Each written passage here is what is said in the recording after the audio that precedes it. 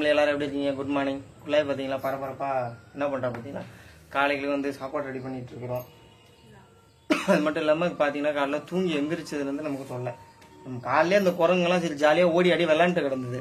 இப்போ போய் எட்டு வெளில வேடிக்கை பார்த்துருந்தால அப்புறம் எல்லாம் கத்துச்சுன்னு சொல்லி பயந்துட்டு உள்ளே வந்துட்டேன். நல்ல வேலை பயந்துட்டு உள்ளே வந்தது நல்லதாக போச்சு. கொஞ்சமாக இருந்தால் குள்ளாய் மண்டையில் விழுந்துருக்கும், இல்லைன்னா யாரோ போகிறவங்க ஏதோ ஒன்று ஆயிருக்கணும்.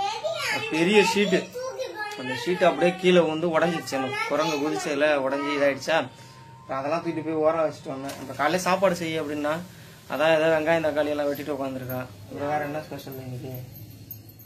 ஒன்னும் இல்லைங்க, எப்பவும் போல. ஆமா, வீடியோவும் போடல நேத்தியும். ஆமா, அதனாலவே சரி சமையல் vlog மாதிரியே போடுங்க அப்படின்னாங்க. ஆமா, எல்லாருமே சமையல் vlog போட சொல்றாங்க, அதுவும் இல்லாம போடுறாங்க. சரி நம்மளும் போடுறோம். டெய்லியும் சமையல் vlog போட்டாதான் சமையல் vlog-ஆவே மாறிடும். எப்பயும் சமையல் vlog நம்ம வீட்டுல என்ன ஸ்பெஷல்னு பார்க்க போறோம். நம்ம வீட்டுல இன்னைக்கு என்ன ஸ்பெஷல் என்ன செய்ய போறோம் அப்படின்னு பார்க்க போறோம். வேற ஒண்ணும் இல்ல. அந்த ஓடு விழுந்துருச்சு. இதுக்கு நேரம் எவ்வளவு பெருக்கா பாத்தீங்களா?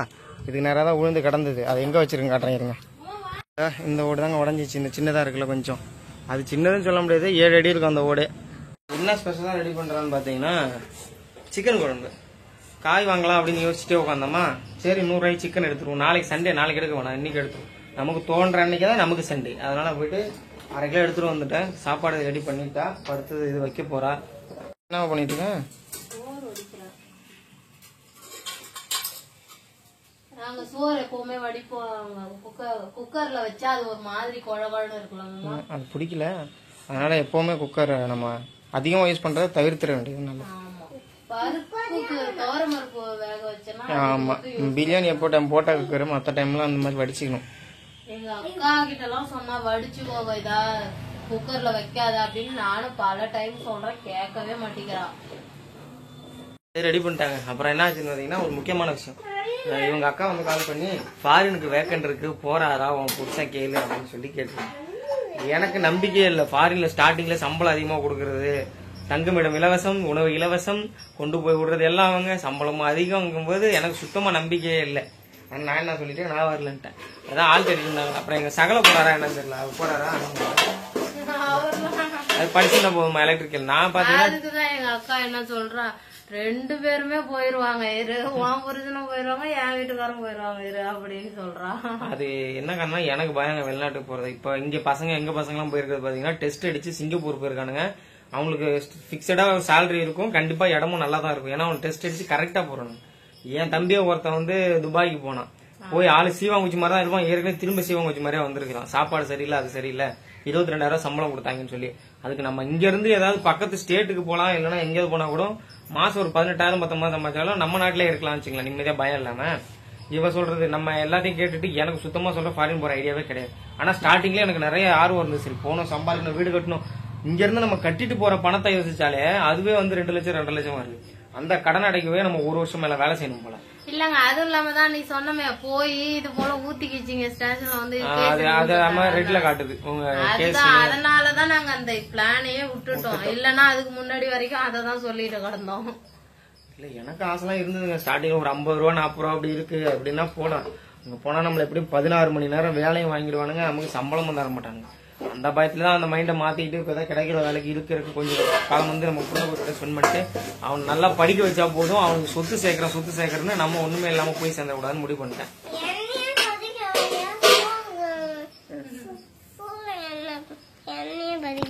உன்னையும் தான் படிக்க வைக்கிறான்.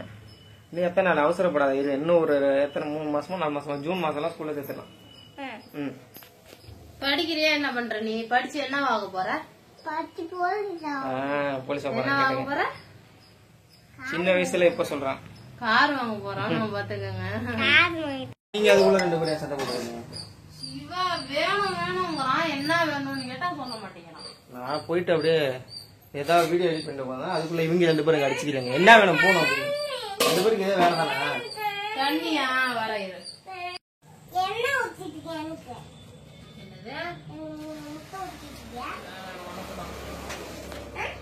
குழம்பு ரெடி ஆயிடுச்சு. இவங்க தான் மேக்கப். எல்லா வேலையும் முடிஞ்சிச்சு. இனிமே சாப்பிட வேண்டியதான். ஆமா, சாப்பிட்டு வந்துட்டோம். அப்புறம் சரி, முக்கியமா இந்த வீடியோல என்ன சொல்லலாம்னு சொன்னா குழாய், சரி நிறைய கொஸ்டின் வந்துட்டே இருக்கு. குழாய் பிரெக்னெண்டா என்னன்னு நிறைய பேர் கேட்டாங்க. இன்ஸ்டாவிலயும் வருது, இதுலயுமே வருது. அதுக்கு வந்து பதில் சொன்ன மாதிரி ஆச்சு, நம்மளுக்கு ஒரு வீடியோ ரெடி ஆயிடுச்சு. ஸோ அதனால அதை சொல்லிடலாம். இங்க பாருங்க ஸ்கேன் ரிப்போர்ட் தான், வாங்க பாக்கலாம். ஸ்கேன் ரிப்போர்ட்டா என்ன அவங்க வாங்கி அப்படி செல்லு உடைச்சிட்டு உள்ள வரும். காட்டுறேங்க, இது அழகா இருக்கும். அழகா இருக்குமா? இது என்ன டீடைல் மாமா, இது வந்து பேபி வந்து நார்மலா இருக்கா அப்படின்னு ஒரு இதுங்க. இது வந்து வெயிட் ஹைட் அது என்னென்னமோ செக் பண்ணி அதெல்லாம் சொன்னாங்களே, அது எவ்வளவு கிலோகிராம் இருக்கு அந்த மாதிரி செக் பண்ணிட்டு சொன்னது. அது பாத்தீங்கன்னா இது அந்த ரிப்போர்ட் இதெல்லாம் வந்து எதுக்கு நீயே சொல்லிக்கணும். இதெல்லாம் வந்து இப்ப லைவ் பிரெக்னண்டா இருந்தது கிடையாது, இதெல்லாம் சிவாவோடது. சும்மா எடுத்து இதை வீடியோல காட்டலாம்னு சொல்லி சொன்னான். ஆக்சுவலா பாத்தீங்கன்னா குழாய் வந்து பிரெக்னண்டா இல்ல, ஏன்னா அதுக்கான சூழ்நிலை எங்களுக்கு இப்ப இல்ல. ரெண்டாவது என்னன்னு பாத்தீங்கன்னா அந்த அளவுக்கு குள்ளாயிட்டும் உடம்புல ஸ்ட்ரென்த் கிடையாது. நாங்களும் ஹெல்த் அண்ட் வெல்த் ரெண்டுலயுமே வீக்கா இருக்கிறதுனால நாங்க வந்து எல்லாத்தையும் இது பண்ணிட்டு இப்போதைக்கு இவனை நல்லா ஒரு க்ரோ பண்ணி இது பண்றது மட்டும்தான் டார்கெட், வேற எதுவுமே டார்கெட் இல்ல. நெக்ஸ்ட் பேபிக்கு பிளானும் இல்ல, அது இறைவன் செயல். கடவுள் வந்து உங்களுக்கு இதுதான் பாருங்க, அழகா இருக்கும் பாக்குறதுக்கே. இங்க சிவா தான் இது. இது ஏன் நான் வந்து ஸ்டார்டிங்லயே சொல்லணும்னா, எத்தனை பேர் என்ன பிராங்க் பண்ணுன்னு சொல்றீங்க. உங்களை வந்து நான் இந்த வருஷத்துல பிராங்க் பண்ணல.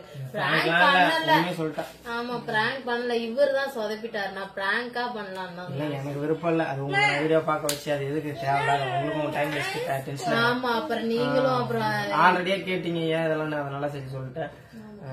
மற்றபடி வந்து ஃபுல்லாக பிரெண்டா இல்லைங்க. எனக்கு தொடர்ந்து ஓயாம ஒருத்தவங்க திரும்ப கேட்டாங்க, அதை தவிர்த்து நிறைய பேரும் கேட்டாங்க. சரிட்டா இன்னைக்கு இந்த வீடியோவில் இதையும் சொல்லிடலான்ற ஒரு காரணத்துக்காக நான் சொல்லியிருக்கேன். இந்த வீடியோ ஃபுல்லாக பார்த்துருந்தீங்கன்னா உங்களுக்கு கண்டிப்பாக தெரியும்னு நினைக்கிறேன். அப்புறம் கடவுளை தான் நாங்கள் வந்து இது பண்ணிட்டு இருக்கோம். எங்களுக்கு எது கொடுத்தாலும் ஏற்றுக்க தயாரா கடவுள் மேல பாரத்தை போட்டு எல்லாத்தையும் நகர்த்த ஆரம்பிச்சிட்டோம். கல்யாண பத்திரிக்கைங்க, ஆனா பத்திரிக்கை அடிச்சு கல்யாணம் பண்ணல, சும்மா இதுக்காக பண்ணது. எதுக்காக ஆதாரத்துக்காக பண்ணணும். ஆதாரம் இல்ல, நாங்க ரெஜிஸ்டர் மேரேஜ் பண்ணாதான் எனக்கு கேஸ் வந்து ரிலீஸ் கிடைக்கும். ரெஜிஸ்டர் மேரேஜ் பண்ணி நம்ம கோர்ட்ல வந்து அதை சப்மிட் பண்ணோம். அதுக்காக ஒரு 10 பத்திரிக்கை மட்டும் அடிச்சு எல்லாம் ரெடி பண்ணோம். வீடியோல காட்டணுமாங்க பத்திரிக்கைய? அதான் அதெல்லாம் ரெடி பண்ணி பண்ணாங்க. அதுதான் கேஸ் ரிலீஸ் பண்ணலாம். சிவாவோட சர்டிபிகேட் இதுல வந்துச்சு. சிவாவுக்கு எல்லாமே கரெக்டா வாங்கி வச்சிட்டாங்க. ஏன்னா எனக்கு பர்த் சர்டிபிகேட் இதெல்லாம் வாங்க விவரம் தெரியல, நீங்க எல்லாமே வாங்கி வச்சுட்டாங்க. அதிகமா ஸ்கேனும் எடுக்கல, ஒரு 3 ஸ்கேன் எடுத்தா எங்கன்னு தெரியல. ஆமா அதெல்லாம் எங்க தொலைச்சிட்டாங்க. 3 ஸ்கேன் எடுத்தோம். தொலைச்சிட்டோம் இல்லங்க, சேத்திய தொப்புல எடுத்தோம், விருதாச்சலத்துல எடுத்தோம், அவ்வளவுதான்.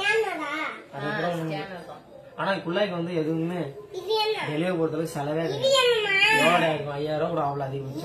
டெலிவரி பண்ணி வீட்டுக்கே கூட்டு வந்துட்டாங்க. மகப்பேறுலயே ஃப்ரீயா வந்துட்டான். அது என்ன ஸ்கேன் பண்றது அவ்வளவுதாங்க வீடியோல. வேற ஏதாவது உங்களுக்கு டவுட் இருக்கு, வேற ஏதாவது பத்தி நல்ல வீடியோ கொடுக்கணும் தெரிஞ்சுக்கணும் அப்படின்னு ஆசைப்பட்டீங்கன்னா மறக்காம கமெண்ட்ல சொல்லுங்க. இன்னொரு பிளாக் பண்ணிட்டு பாய்.